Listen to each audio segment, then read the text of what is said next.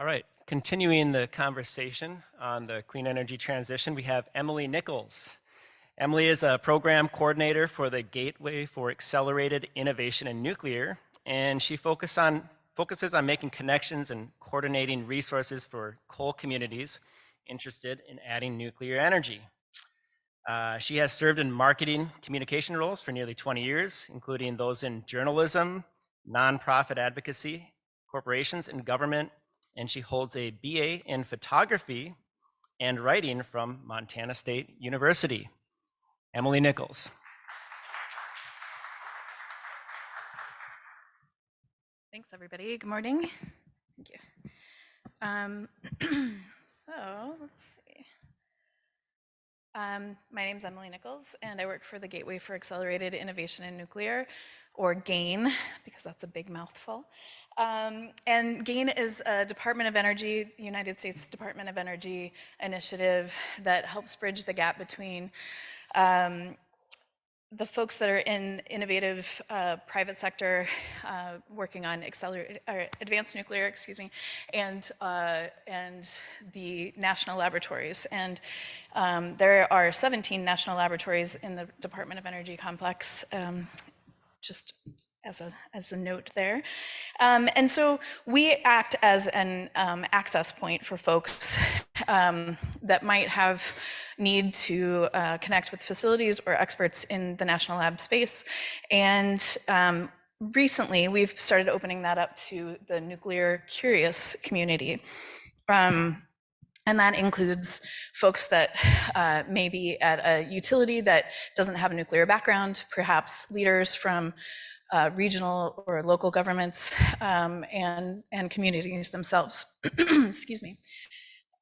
So let's talk a little bit about the work that we're doing with coal communities.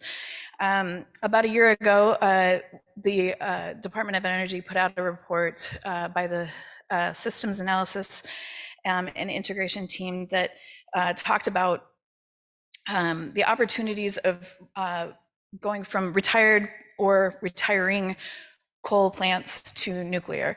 And within that report, they talked about, they screened coal plants across the United States and found that those that had either a closure date or had recently closed had great opportunity to transfer to a nuclear facility.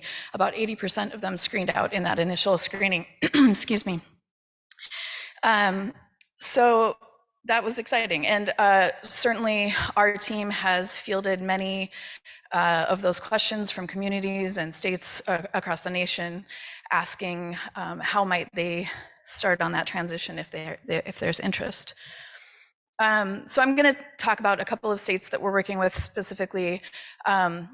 Certainly, Kentucky is one of those states that coal is in their veins, right? The generational work has been done in those communities in the coal sector, and we started that conversation. It was surprising to me that they had some interest in nuclear, just being that coal is so important to them. But that has happened in the last year or two. We started out with a conversation. This gentleman here is Julian Colvin. He's a 22-year-old student at North Carolina State University, and he has ties to Kentucky. And he was attending a webinar where Bill Gates was speaking about nuclear innovation, and he had some interest, and he wrote in the chat, I'm a student, I have interest, how do we get advanced nuclear to come to Kentucky? How can we draw those folks in? And Bill Gates didn't answer his question, but the person that did is Christine King, who is the director of GAIN, and she wrote a note in the chat back to Julian and said, "Let's talk." And so that began a conversation that we started in Kentucky, where we connected with Julian and with the Office of Energy Policy. Excuse me, get the right one on here.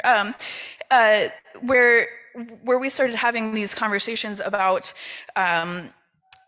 how can the utilities get engaged? We started a webinar series with their state to get the conversation started. And one of those conversations ended up with us connecting with a coal plant who is currently working on a study with us, looking at the site analysis. They're better understanding what their coal facility may look like in the future. They have an interesting model because their closure date is until the 2040s, so they have more time than many of these coal facilities that are closing. So they have time to really think about what their options might be and if nuclear might be within that space. And so we are we're working with them to better analyze and understand what their site might look like, if it seems like it's feasible to have coal or nuclear replace that coal space or dovetail within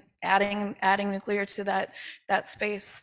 And also looking at a technology assessment on the types of advanced reactors that are coming along and the timeline and their goals, what might make sense for their space.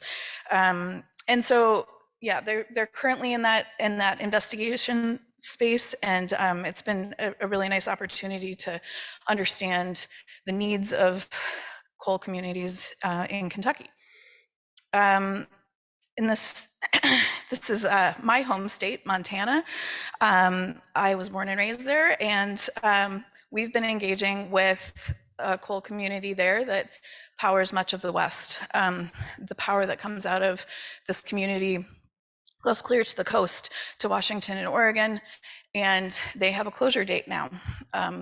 The town that we've been working with is based completely around coal, and much to like what Donara had said, that these communities will absolutely go away if their plant goes away. So they're looking at some pretty hard questions of what is next for them. They live at the end. Basically, the road that goes to their town is only there because of the plant. There's nothing beyond them. People aren't coming through or going on their way to something else. They're simply coming to this town.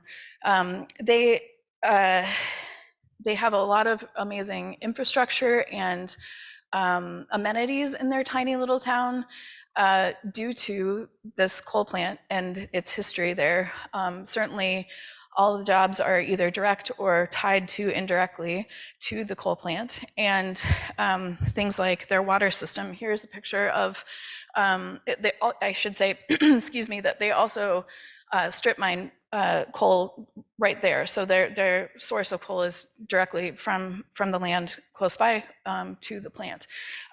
This picture is of the reservoir that they built. They pump water, I believe it's around 50 miles from the Yellowstone River to this reservoir to use mostly for their plant, and a portion of those that water rights goes to their citizens. And as the change happens, questions like who owns the water, those types of things come into play and are concerning for them. There's also some record fish in that reservoir that everybody enjoys the recreation of spending time on that water. Let's see. So we'd been asked to come to their community and have conversations about nuclear, speak to audiences in their gymnasiums and in their auditoriums at their schools, to have conversations with people who have basic questions about nuclear. What might it look like if they were to add nuclear to their diverse mix of opportunities coming up? Legislators asked us to come. I'd like to call out Dwayne Ankney's mustache because it's pretty incredible. He's a state legislator and a wonderful man who is very excited about the possibilities of nuclear coming to his town to continue to share the opportunity of being energy producers in their area. They work with a very small staff. Many of these towns are very tiny. They may have a staff of 2 or 3 people, maybe an economic development person who works for the region. It's a tough space because they're trying their best to figure out what their next steps might be. So we look forward to being able to help them with those decisions and offer resources. Obviously, we can't make that decision for them, but we want to be able to connect them to resources and information that'll help them make those next steps. And a little personal note, this is me in front of their generating station. My grandfather and my father both did ironwork to supplement their farming. They would come down and helped build these units back in the 70s and 80s. And so it's special to me to be able to connect back to a place that helped my family grow, and also to see what the future might look like. So I'm proud of that. Our next state is Arizona, and we like to call this trip 4 hours and 4 roads because they are a rural community. They are disadvantaged. We don't like to say disadvantaged, actually. We like to say that they're under-resourced. They are a remote community that barely has internet in many of their spaces, and they're working really hard to figure out what their next steps might be. It's a 4-hour drive from any major airport, and we get a lot of windshield time in when we go to visit. They've offered time for us to come and interact with their folks in their towns several times, and we'll be back there next week, actually, and we look forward to that time spent. We got connected to the St. John's folks when one of their city workers, their very small staff, started making phone calls and trying to figure out their next steps because they knew that their plant was going to close in the near future. Their time frame, I believe, is in the early 2030s, but that comes quickly. So they were making as many calls as they could, and they landed with gain at one point. And so we started having conversations about how we might be able to help. And what that has turned into is a 18-month feasibility study that we've been spending time. We just completed. We've used the Electric Power Research Institute, or EPRI's, guidelines to assess the site location, as well as technology that might fit with the goals for that community and that utility. We've worked very closely with Salt River Project to complete the study. And in this study, we also worked with our economics team to look at the economic impact of what that might look like for them. We're pleased to say that study will be out very soon in a public space. And, working with these folks has been really, really wonderful. We were there last week, I believe. We've been there a lot lately. We were there last week, and we were sitting around the table with their mayor, who is also a coal plant worker, who is also a football umpire, who is also a rancher in the area, and kind of a big gruff guy. And he came to tears talking about how important it was to their community that they have options now. By working with the utility, we were able to talk them through what might it look like. We knew going into this that it may not be a yes for nuclear, it may be a no, and that's okay. Understanding what their next steps are available to them was the most important piece for us.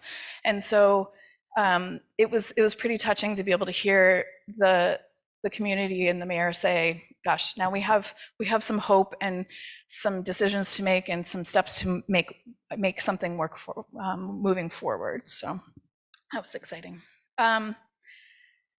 Here's just a couple of pictures of us at our last visit.